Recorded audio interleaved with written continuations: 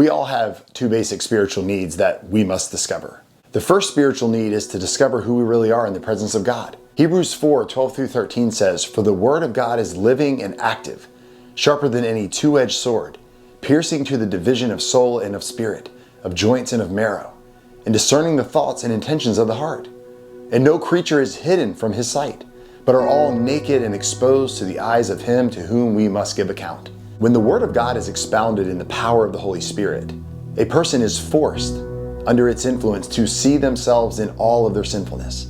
Naturally, when a person sees their sinfulness, this leads them to be poor in spirit, which leads them to mourn for their sinfulness, which leads them to be meek before God. But there is a second spiritual need that is critical. We must be driven out of ourselves. Every person is naturally self-centered, self-sufficient, and self-sustaining. Notice who's at the center. Self. This is the opposite of being driven out of ourselves. And this is what the world pushes us to do. Lean in on self. Depend on self. Do all things in the name of self, when this only leads to absolute destruction. The work of God in giving us true knowledge of ourselves is not meant to increase our self-centeredness. It is meant to decrease it.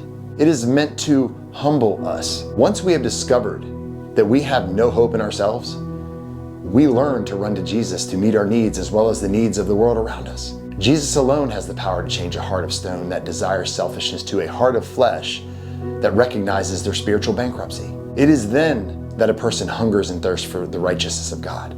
It is then that a person desires the grace, mercy, and forgiveness of God.